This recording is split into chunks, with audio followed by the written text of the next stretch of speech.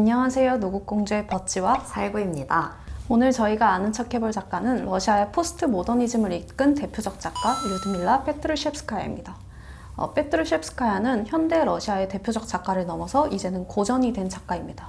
그리고 우리가 소위 말하는 러시아 여성 작가라고 불리는 작가 중에 한 사람이기도 합니다.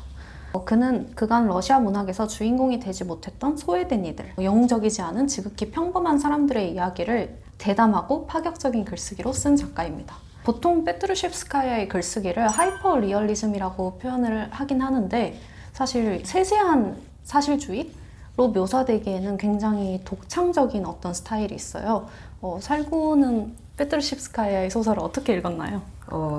다 읽지는 못했지만 몇 편 읽은 거로 느낀 걸 이야기를 해보자면 되게 솔직하게 쓰는 작가고 전반적인 분위기가 되게 침침하고 스산하다라는 인상을 받았습니다. 네, 맞아요. 되게 현실과 환상이 뒤섞이고 일상과 부조리가 뒤섞이는 약간은 그로테스크하고 호러적인 글쓰기를 쓰는 작가예요.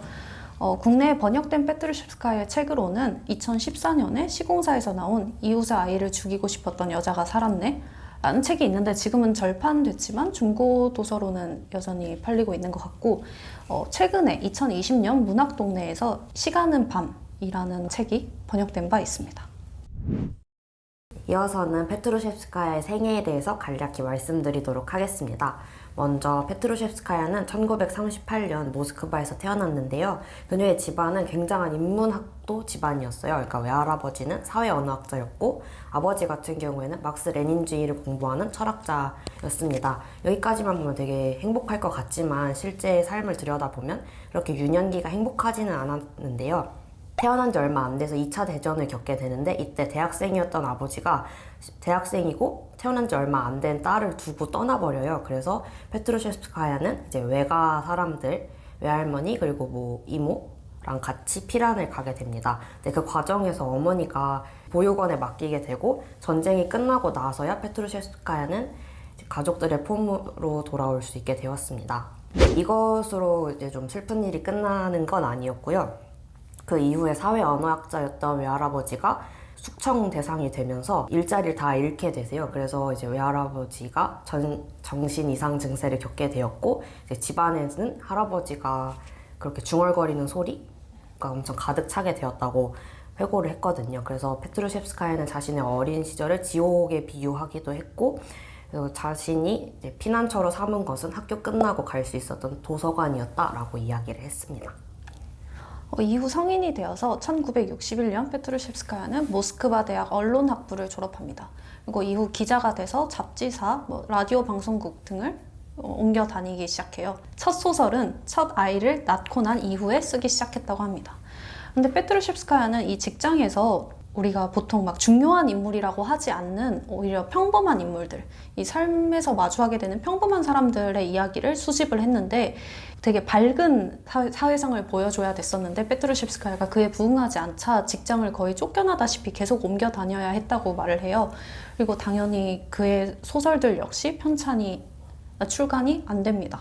출간을 금지당한 페트루첵스카야에게 한 줄기 빛이었던 거는 연극 무대였어요. 그는 1970년, 80년대 내내 당연히 뭐 주요 극장이 아니라 모스크바의 언더그라운드 무대를 전전하면서 언더그라운드 연극 작가, 희곡 작가로 명성을 떨칩니다. 페트루첵스카야는 당국의 검열을 피해서 이제 뭐 개인의 집 아니면 아마추어 소극장 아니면 공장 협동조합의 클럽 이런 데서 연극 무대를 펼치는데 당시를 회상하면서 그다지 행복하지 않았던 사람들이 가졌던 행복한 시절이라고 회상합니다. 그 이후에는 1980년대 중반에 페레스트로이카가 찾아오면서 좀 상황이 나아지게 되는데요. 일단 연극이 모스크바 주요 극장에 올라가게 되었고 1988년에 희곡집 20세기의 노래를 시작으로 그동안 출간되지 못했던 작품들이 다 출간이 되기 시작을 합니다.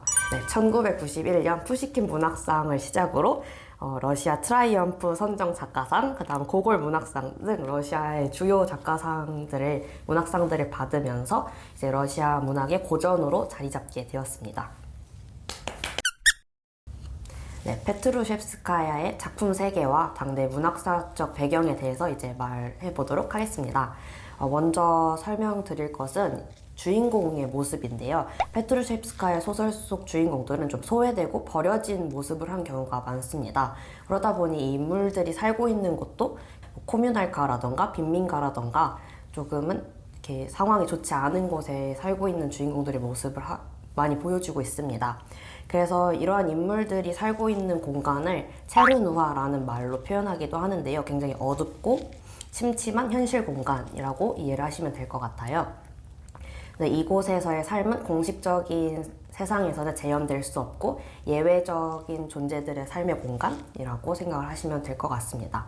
네, 이러한 내용들이 당시 소비에트 사회에서는 공개적으로 출간하기가 어려운 내용들이었어요. 왜냐하면 소비에트 리얼리즘의 시대에서는 그곳에서 이제 완벽한 이상이 실현되었는데 뭔가 문제가 있는 사람들이 있다라고 하면 소비에트 사회가 이상이 실현되지 않은 게 되잖아요. 그래서 그런 예외적인 존재의 모습을 공개적으로 드러내지 않으려고 했어요. 소외된 인물들, 반영웅적인 인물들을 소비에트 리얼리즘에서는 주인공으로 세우지 않았지만 페트루셰프스카야는 이들을 주인공으로 삼는 모습을 보여주었습니다.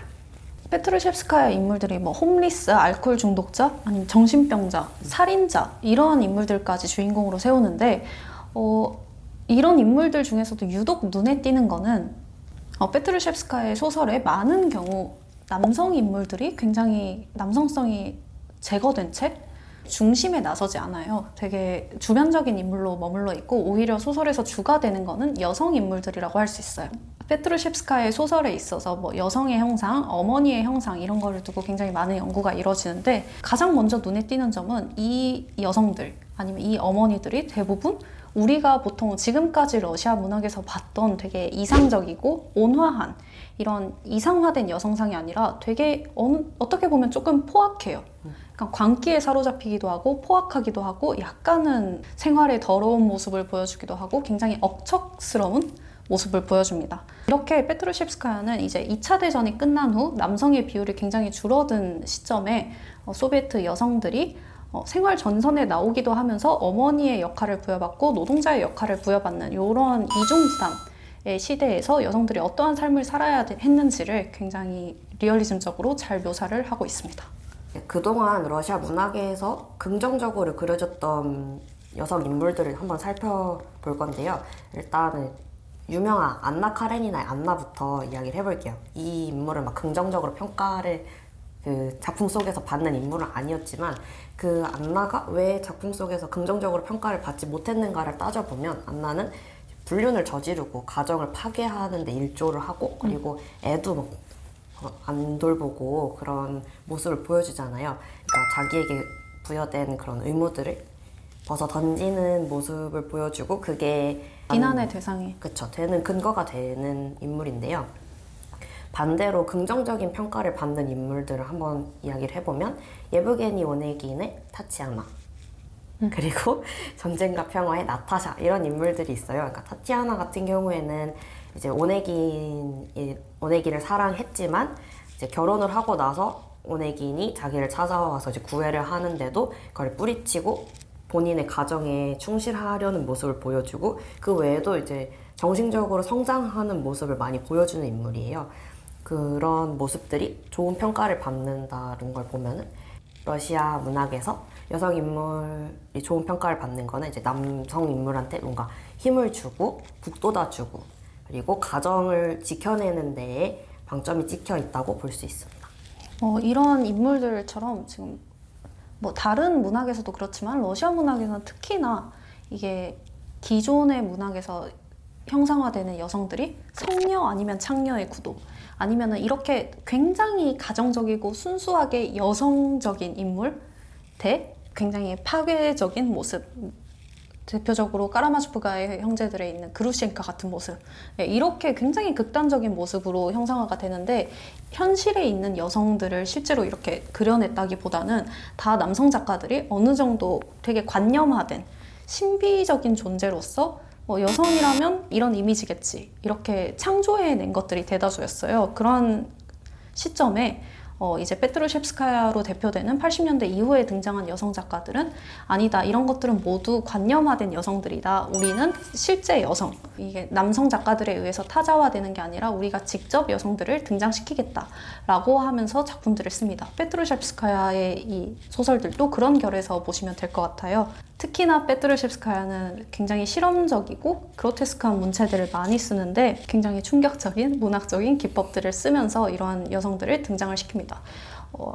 그냥 하나 여담으로 덧붙이자면 이러한 여성들을 주체로 등장시킨 여성 작가들의 문학에서 또 공통점으로 발견되는 건 단순히 여성을 주체로 세우는 것뿐만 아니라 그간 되게 무시되어 왔던 소위 말하는 일그러진 섹슈얼리티를 가진 사람들이 이들의 문학에서 등장한다는 점이에요. 대표적으로 호모섹슈얼, 레즈비언, 그간 광기 아니면은 이것들은 등장해서는 안 돼. 아니면 이거는 미친 거야 라고 금기시 되어 왔던 존재들이 여성들이 등장함과 함께 이제 여성 작가들의 소설에서 같이 부상을 하게 됩니다.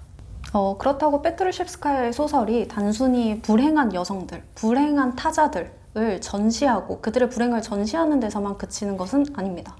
우리가 그의 번역된 그의 대표적인 소설 시간은 밤에서 보면은 굉장히 가정적이지 않고 포악한 여성으로 그려졌던 어머니를 이제 어머니의 죽음 후에 그 딸이 이해하고 용서하게 되면서 화해하는 결말로 마무리를 짓고 있습니다. 이러한 소설에서 볼 수 있듯이 페트루셰프스카야는 단순히 어떤 이 사람들이 이렇게 불행해에서 끝나는 것이 아니라 함께 공존하고 화해할 수 있는 어떤 장들을 그의 소설을 통해서 재현뿐만 아니라 그런 장들을 마련하고 있습니다. 이에 대해서 차지원 선생님께서는 재현 바깥에 보이지 않는 타자들의 실존을 확보하는 삶의 공간이라고 정리를 해주셨는데요. 사회의 문제들이 문학적으로 포용될 수 있는 단서를 마련해준 작가라고 해야 될까요? 그런 느낌. 그렇죠. 그리고 지금껏 형상화되지 않았던 인물들을 자신의 소설 안에 등장을 시키고 그들이 실존할 수 있는 공간을 페트루셰프스카야는 그 문학의 공간 안에서 마련을 하고 있다고 보시면 될 것 같습니다. 네, 이렇게 페트루셰프스카야에 관한 영상을 준비를 해봤는데요. 어떠셨나요? 이번 영상을 준비하면서 처음 책을 읽었는데 시간은 밤이라는 책이 이북으로도 나와 있어서 되게 접근성이 좋고요. 그 내용을 읽어보면은 일단 첫 작품부터 되게 재미있어요. 그래서 되게 그 묘사하는 톤이라 해야 되나? 분위기도 그렇고 내용도 그렇고 분량도 그렇고 요즘 독자들이 좋아할 만한 요소를 진짜 많이 갖추고 있는 작품들이 많았거든요. 약간 스릴도 느껴지고 분위기를 조성하는 데 뛰어난 작가여서 한번 재미있게 읽어보시면 좋을 것 같다는 생각이 듭니다. 그리고 내가 만약에 러시아 문학에 너무 거대한 거대한 사회상, 거대한 사회 문제 고발 이런 거에 좀 지쳤다 하시는 분들은 굉장히 재미있게 읽으실 수 있을 것 같습니다. 저희는 앞으로도 노곡공주를 통해서 페트루셰프스카야뿐만 아니라 다양한 여성 작가들, 올리츠카야, 톨스타야 이런 작가들을 소개해 드릴 테니까 앞으로도 기대 많이 해주시고 그러면 저희는 다음 영상에서 만나요. 감사합니다.